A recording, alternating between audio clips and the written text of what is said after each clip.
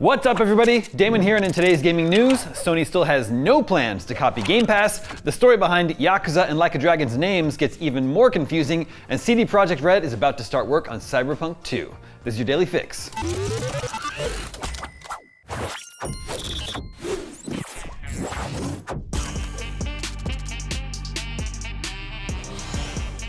Xbox Game Pass may get Microsoft exclusives day one, but don't expect the same to happen for PlayStation anytime soon. Sony has said its current PS Plus strategy is working just fine. Speaking to GamesIndustry.biz, Sony's Vice President and Global Head of Subscriptions, Nick McGuire, indicated Sony will not copy the Game Pass approach to exclusives. Now, Sony does not release its first-party games on PS Plus at launch, with the likes of Horizon Forbidden West coming a year after.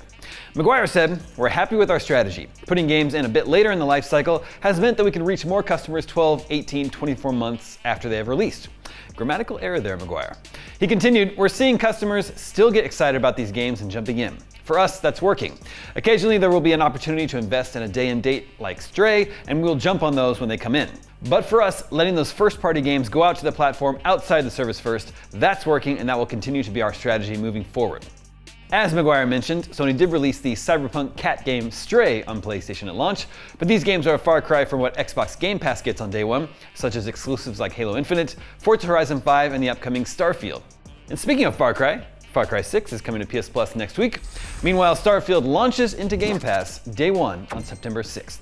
Moving on, Yakuza developer Ryu Ga Gotoku Studio has tried to explain why it changed the franchise's name to Like a Dragon and made things much more complicated in the process.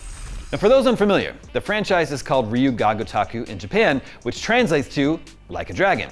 2020's Yakuza Like a Dragon therefore adopted both names, but the developer is fully switching over with its sequel, which is called Like a Dragon Infinite Wealth. The executive producer of the franchise said in a statement, "In Japan, the official title will be Ryu Ga Gotoku 8. The reason for this change is because we determined the messages and themes of this latest game could be perceived differently by fans in Japan and Asia versus those in the West who started the franchise from Yakuza Like a Dragon. Which character and which point of view in this complex, intertwined storyline do you think you'll most closely relate to? Depending on which of the past titles you have played, your answer may change. It is our hope that once you have finished the game, you might even be enticed to provide a subtitle of your own." RGG Studio then explained that it included a subtitle in the West to tie the game closer to Yakuza Like a Dragon. The concept of infinity is deeply tied to the themes of the latest installment, it said. "We've had this subtitle in mind since last year's teaser trailer, in which the two main characters, Kasuga Ichiban and Kazuma Kiryu, were surrounded by the infinity symbol. What does infinite wealth mean? Is there really such a thing? We're all eagerly awaiting the day you'll be able to find out for yourself." I'm sure it's no coincidence that this being the 8th game in the series, Infinite is in the title, since an 8 laid down on its side is the infinity symbol. RGD previously said it changed the name from Yakuza to Like a Dragon following the pretty good response to 2020's game. The slightly odd explanation for its subtitle, on the other hand, follows a long line of bizarre statements from the developer. Explaining why it isn't interested in bringing the Yakuza games to Nintendo Switch, RGG studio head Masayoshi Yokoyama said, "We still think of ourselves as people of the night world. We don't want to be walking around in the daylight with everybody else."